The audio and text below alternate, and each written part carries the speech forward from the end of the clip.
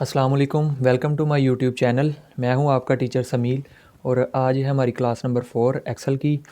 और कल हमने एक्सेल की थर्ड क्लास में देखा था कि इफ़ का फार्मूला कैसे यूज़ करते हैं। बहुत इंपॉर्टेंट फार्मूला है, आप उसकी कंडीशन को समझते हुए आप अपने शीट पे कोई और भी प्रैक्टिस कर सकते हैं। आई होप जो कल हमने रिज़ल्ट कार्ड बनाया था उसकी आपने प्रैक्टिस भी की होगी और आपको समझ भी आ गया होगा इंशाल्लाह।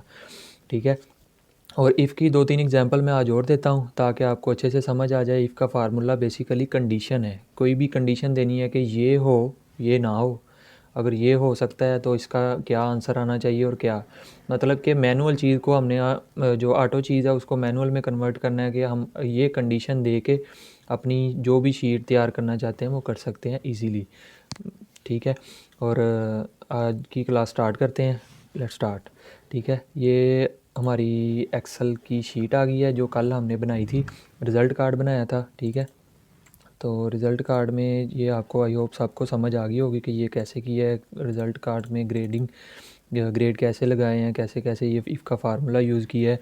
ठीक है, तो एक और चीज़ स्टूडेंट कुछ कह रहे थे कि सर ये जो रिज़ल्ट कार्ड होता है, कल मैंने रिज़ल्ट कार्ड की एग्जांपल दी थी, उसके पीछे लिखा होता है कि 80 से अबव आए तो एक्सीलेंट आ जाए, गुड आ जाए, वेरी गुड आ जाए, बैड आ जाए, आपके इतने नंबर हैं। तो आप सिंपली ये जो मैंने इधर ए लिखा हुआ है तो आप ए की जगह एक्सीलेंट लिख दें, बी की जगह आप वेरी गुड लिख दें, सी की जगह आप गुड लिख दें, डी की जगह आप बैड नॉट बैड लिख दें। जो भी उधर लिखा होगा वो आप लिख सकते हैं। मैंने इसीलिए कंडीशन पहले साथ इधर मेंशन कर दी थी कि अबव 80 मैं ए ग्रेड दूंगा, अबव 70 बी ग्रेड दूंगा। तो अगर आप इसके मुताबिक नहीं चलना चाहते तो आप सिंपली इधर ए की जगह एक्सीलेंट लिखें और जो भी आप एक्सीलेंट की जगह लिखना चाहते हैं इसके अलावा भी अगर आप कुछ लिखें तो इधर भी आप फार्मूले में चेंज कर सकते हैं। ठीक है, वही आपका आंसर आएगा, ज़रूरी नहीं है ABCD ही रखना है। जो आप इधर लिखेंगे वही आंसर आ जाएगा, आपको आगे आंसर दे देगा। ठीक है, ये इतना कोई इशू नहीं है, लेकिन फिर भी कोई नहीं, क्लियर हो गया।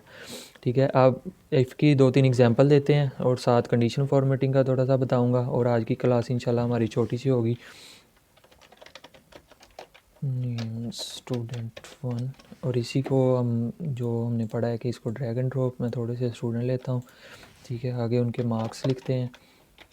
ये छोटा सा वो तो रिज़ल्ट कार्ड था, ये एक लिस्ट तैयार करते हैं। अक्सर आपने देखा होगा कि अवार्ड लिस्ट जिसको कहते हैं, सारे स्टूडेंट के मार्क्स आ जाते हैं एंड पर सब्जेक्ट के हिसाब से। ये तो हमने ग्रेड किया है ना, तो वो हम एक एक स्टूडेंट के 1 2 3 4 5 लाखों की तादाद में, 100 की तादाद में, या 50 छोटे लेवल पे, प्राइवेट लेवल पे भी इसका बहुत ज़्यादा यूज़ कर सकते हैं। ठीक है, अगर आप गवर्नमेंट कहीं जॉब करेंगे तो आपको इसकी ज़्यादा ज़रूरत पड़ेगी अवार्ड लिस्ट तैयार करने के लिए, क्योंकि वहाँ स्टूडेंट ज़्यादा होते हैं। तो आपको थोड़ा सा एक एक शीट तैयार करके रख लें आप, वो बाद में उसमें आप स्टूडेंट के नाम चेंज करें, उनके फार्मूला तो पहले से ही ऐड होगा, तो आपको मसला नहीं होगा। अब मैं इधर एक मार्क्स ऐड कर देता हूँ। ठीक है,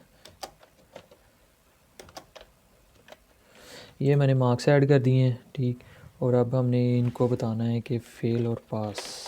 ये मैं कंडीशन ऊपर मेंशन करने लगा हूँ कि कौन फ़ेल है कौन पास है। अब ये फ़ेल और पास का मैंने बताना है, या पास और फेल जो भी आप लिख सकते हैं। आप अपनी मर्ज़ी से येस और नो भी लिख सकते हैं, और एलिजिबल और या एलिजिबल भी लिख सकते हैं। जो कंडीशन आपने इधर बतानी है और इधर फार्मूले में भी वही पुट करनी है। ठीक है, अब मैंने येस फेल और पास का लिखा है। इफ़ अब मैं ये बताऊंगा कि जो 33% से कम होगा, या 40% ही कर लेते हैं, कि ये वाला जो फर्स्ट वाला मैंने आपको कल भी बताया था कि फ़र्स्ट सेल में ही आपने फार्मूला पुट करना है। अब मैं इसको बताता हूँ कि जो 40 से अबव है, ये मैंने लिखा E13 लिखा नहीं है, बल्कि मैंने क्लिक किया, उसने खुद ही उसकी लोकेशन दे दी है या एड्रेस दे दिया इसका, कि ये वाला सेल जो है इधर से E और इधर से 13।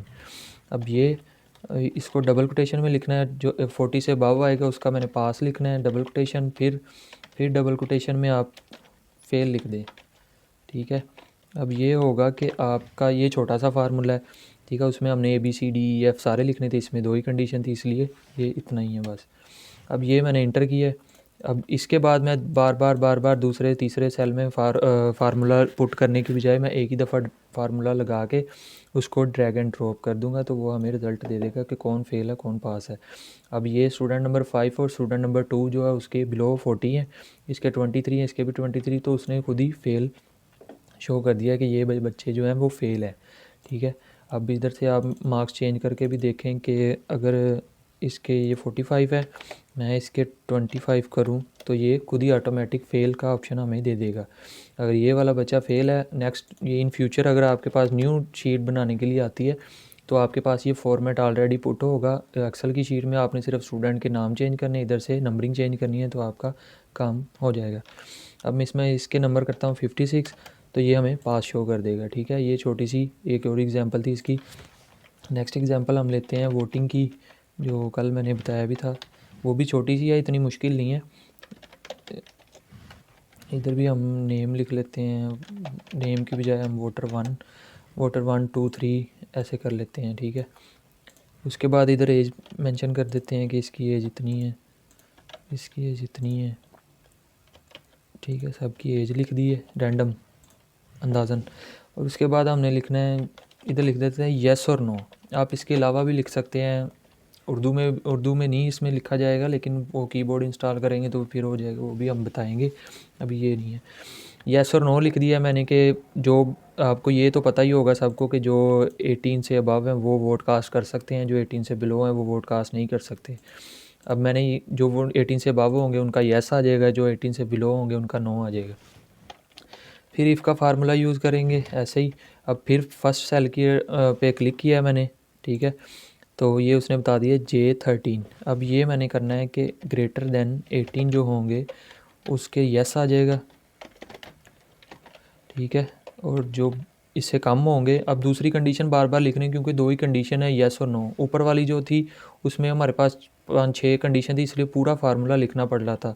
इधर हम इफ़ का फार्मूला एक ही लिखेंगे, पहली जो डबल कोटेशन है उसमें हम येस लिख देंगे, लेकिन पहली जो आपने कंडीशन देनी है उस हिसाब से लिखना है। ये ना हो J13 लेस दैन 18 किया और इधर येस लिखा हो कि जो 18 से कम है वो येस वो वोट कास्ट कर सकते हैं, तो फिर मसला हो जाएगा। अब ये जो इस जो 18 से बड़े एज वाले हैं वो येस, ये मतलब कि वो वोट कास्ट कर सकते हैं, और जो इससे बिलो होंगे उनका नो हो जाए। तो मैंने इधर दूसरी में और ये लिख दिया और ब्रैकेट बंद कर दी। अब इसमें भी वही तरीका कि आपने सिर्फ ड्रैग एंड ड्रॉप करना है, वो आपको खुद ही बता देगा कि कौन से वोट कास्ट कर सकते हैं या नहीं। हमने इधर सिर्फ 5 लोगों की एग्जांपल ली है, 5 ही लोग नहीं होते, एक गली में भी बहुत ज़्यादा लोग हो जाते हैं, एक स्कूल में, एक कॉलेज में भी बहुत ज़्यादा लोग होते हैं, स्टूडेंट होते हैं। उसमें ये मैंने सिर्फ आपको एग्जांपल दिया, आप जैसे भी इसको सिर्फ आपने फार्मूले को देखना है कि ये ऐसे करते हैं फार्मूला। अब ये 34 है, इसको मैं अगर बिलो करूँगा 18 से, मैं 12 लिखता हूँ तो ये खुद ही बता देगा कि ये 9 है, क्योंकि हमने इसमें फार्मूला लगाया हुआ है। आप ऐसे ही आगे आगे पुट करते जाएँ, इसको ड्रैग एंड ड्रॉप करते जाएँ, आपका फार्मूला खुद ही अप्लाई होता जाएगा। अब ये लास्ट है, छोटी सी एग्जांपल है। बैंक अकाउंट का कह लें या अकाउंट का नंबर जहाँ पे भी होता है, जहाँ अक्सर बैंक अकाउंट का ही ज़्यादातर कहते हैं, बैंकिंग में ज़्यादातर एक्सेल, मोस्टली एक्सेल यूज़ होता है, और इसके अलावा भी कोई यूज़ कर सकते हैं, लेकिन जो बैंक अपना अपना हिसाब होता है, लेकिन एक्सेल ज़्यादा यूज़ होता है। अब जैसे मैंने ये लिखा है फर्स्ट AC अकाउंट नंबर लिख देते हैं, आप बिल का नंबर भी हो सकता है, जारी बात है, बिल भी जमा होते हैं उधर बैंकिंग में। ये मैं लिख देता हूँ C कस्टमर अकाउंट नंबर लिख लेते हैं, ठीक है। ये जो होगा आपका जो बिल का नंबर होगा या जो भी अकाउंट नंबर आपका बैंक अकाउंट जो उनके पास इंस्टॉल्ड होगा, ये उनको आपको नंबर देते हैं। मैं सिर्फ रैंडमली बेतरतीब कुछ नंबर ले रहा हूँ, सिर्फ आपको फार्मूला इफ़ का समझाने के लिए। आपने यही नहीं लिखने, ये भी होते भी नहीं है, वो डिजिट होते हैं 15 से 10 से 15 के दरमियान होते हैं, आई डोंट नो, लेकिन मैं सिर्फ आपको एग्जांपल के लिए समझाने के लिए कर रहा हूँ। अब ये जो बैंक के पास नंबर होते हैं, ठीक है, या आपके बिल पे या जो भी आप कह सकते हैं जिधर भी, ये आप उनके पास लेके जाते हैं, तो अगर आपका वो चेक करते हैं पहले कि ये इस अकाउंट से मैच होता है या नहीं, वो ऐड करते हैं इधर। मैं ये पहला जो लिखता हूँ 2 3 4 5 6, ये मैं रैंडम लिख देता हूँ खुद ही, ये लिख देता हूँ 2 3 4 5, और ये लिख देता हूँ 2 3 4 4 5, और ये भी रैंडम। अब इस पे हम लिखेंगे मैच्ड और नॉट मैच्ड, मतलब कि ये दोनों आपस में मैच हो रहे हैं या नहीं हो रहे, वो आपको इफ़ के फार्मूले से पता चलेगा।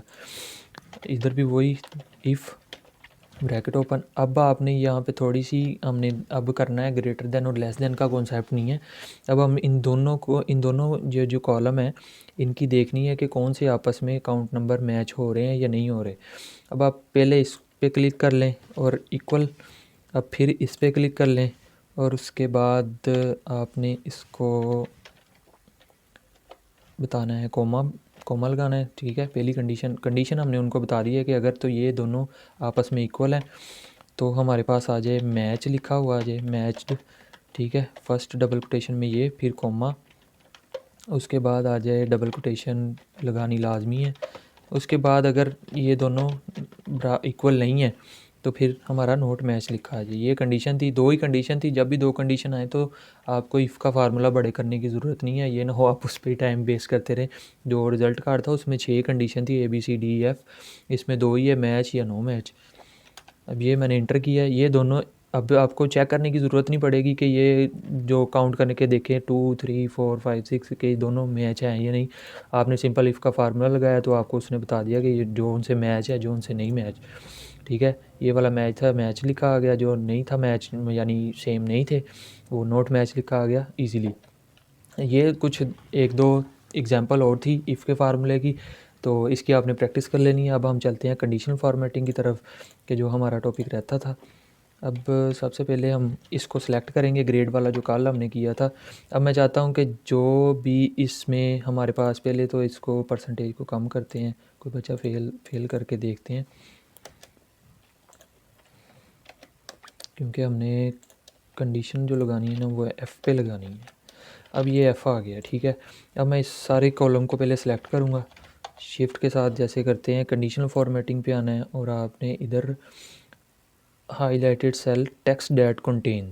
ठीक है, ये छोटे से लेवल पे है करने का तरीका कि अब हमने क्या बताना है इसमें, इफ़ F बताना है। F वाले फेल कर लें या F, मैं कहता हूँ कि जो इस कॉलम में F वाले है ना उनका कलर जो है वो रेड हो जाए, या जो भी आप इधर से कलर दे सकते हैं, लाइट रेड फिल भी कर सकते हैं, कलर भी कर सकते हैं। ये वाला जो है वो light red fill with dark red text को भी रेड कर देगा, रेड डार्क, और उसका जो फिल है वो भी रेड कर देगा। ये वाला ज़्यादा बेहतर है।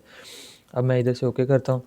अब ये देखिए आपके पास जो F वाले थे वो रेड आ गए। अब और भी किसी को फेल करके देखते हैं कि F लिखा आएगा, तो ये 0। अब ये देखें, ये इसका F आया, ऑटोमेटिकली उसने इसको F कर दिया है और साथ आपका कलर भी चेंज कर दिया है, ताकि आपको स्पेसिफिक हो जाए कि ये वाली चीज़ जो है ये या जो भी है ये आपका F ग्रेड है। अब और भी कंडीशन आप लगा सकते हैं, लेकिन सिलेक्ट करना है पहले सारे, जहाँ पे भी आपने कंडीशन लगानी है सेल पूरा कॉलम सेलेक्ट करना है। ठीक है, और उसके बाद फिर उसमें आके कंडीशन बतानी है कि जो A ग्रेड वाले हैं लाइक 5 बचे, वो उनका आप कर दें ग्रीन। ठीक है, जो A ग्रेड वाले हैं वो ग्रीन हो जाएंगे। ठीक है, अब ये और ये जो A ग्रेड वाले थे वो ग्रीन हो गए। ये सिंपल सा इसका इतना सा काम है। ठीक है, और इसके अलावा कंडीशनल फॉर्मेटिंग आप इसमें भी अप्लाई कर सकते हैं। ठीक है, और इसके साथ अगर आप रूल्स भी अप्लाई करना चाहते हैं तो वो भी आप कर सकते हैं। कैसे, जैसे ये मैं परसेंटेज पे आता हूँ, परसेंटेज का कॉलम मैंने सेलेक्ट किया है। उसके बाद आपने आना है मैनेज रूल्स पे, मैनेज रूल पे न्यू रूल के बाद ये लास्ट पे जो लिखा हुआ है use a formula to determine which cell to format, इस पर क्लिक करना है। और ये वाला सेल, इस पर आपने कंडीशन बतानी है कि क्या कंडीशन लगानी। कंडीशन बताने के लिए फिर आपको इक्वल करना पड़ेगा, फिर वही कंडीशन के फर्स्ट सेल पे लगानी है। अब ये मैं इस पर क्लिक कर रहा हूँ तो साथ छोटे से 2 डॉलर साइन भी आ रहे हैं H2 के साथ, इसको आपने रिमूव कर लेना है। असल में ये वैल्यू जो आपको अभी ज़रूरत नहीं है, डॉलर साइन इसलिए लगाते हैं कि आपका कोई थोड़ा सा राउंड ऑफ करके भी कोई आंसर गलत आ रहा है तो उसको भी करेक्ट कर ले, लेकिन हमें ज़रूरत नहीं है। अब ये मैंने कंडीशन देनी है कि जो 60 से अबव है इस परसेंटेज में उनका कलर चेंज हो जाए। ठीक है, अब ये मैंने कंडीशन दे दी। उसके बाद फॉर्मेट पे जाना है, फॉर्मेट पे जाके इधर फिल आ जाए, कलर बता देना है आपने कि कौन सा कलर आना चाहिए। जैसे मैं ग्रीन कर देता हूँ, ये ओके हो गया। ये हमारे पास रूल आ गया कि H2 में जो 60 से अबव हैं उनका ग्रीन कलर हो जाए। ठीक है, इधर से ओके कर देना है।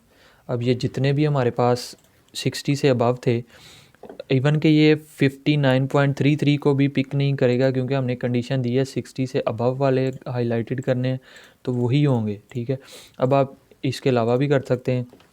सेलेक्ट करें इस सब को और कंडीशनल फॉर्मेटिंग में आए, मैनेज रूल, और ये वाला रूल हमारा पहले से अप्लाई हुआ है, ऑलरेडी अप्लाई। आप न्यू रूल भी अप्लाई कर सकते हैं और वो अपनी मर्ज़ी से, जैसे मैंने किया था 60 से अबव, आप कर सकते हैं बिलो 60। बिलो 60 वालों को रेड कलर दे दें फॉर्मेट में जाके, तो आपका ये कंडीशन फॉर्मेटिंग का हो जाएगा। ये बहुत ज़रूरी है, और जो लोग गवर्नमेंट जॉब के लिए अप्लाई करते हैं या जूनियर क्लर्क के लिए या जिसके लिए भी, उनसे भी ये अक्सर क्वेश्चन पूछा करवाते भी हैं प्रैक्टिकल के तौर पे। ठीक है, आप इसकी प्रैक्टिस करें, आप इस पे अप्लाई करके देखें। ये जो मैंने तीनों बनाई हैं, आप यहाँ से स्क्रीनशॉट लेके आप अप्लाई करके देखें होता है या नहीं, और मुझे कमेंट सेक्शन में बताइएगा कि ये कंडीशनल फॉर्मेटिंग आपसे कैसे परफॉर्म हुई है या नहीं हुई, जैसे भी है। ठीक है, ये थी हमारी आज की class, lecture number 4। I hope आप सबको बहुत अच्छे से अंडरस्टैंड हो गया होगा कि इफ़ का फार्मूला कैसे यूज़ करते हैं और कंडीशनल फॉर्मेटिंग को कैसे यूज़ करते हैं। ठीक है, आपने इसकी प्रैक्टिस करनी है, जो मैंने 2-3 एग्जांपल दिए हैं, आप उस पर अप्लाई करके देखें कंडीशनल फॉर्मेटिंग, तो इंशाल्लाह आपको ये समझ आ जाएगी। आपने इसकी प्रैक्टिस करनी है। ठीक है, आपसे इंशाल्लाह मुलाकात होगी कल। आपने अपना ख्याल रखना है।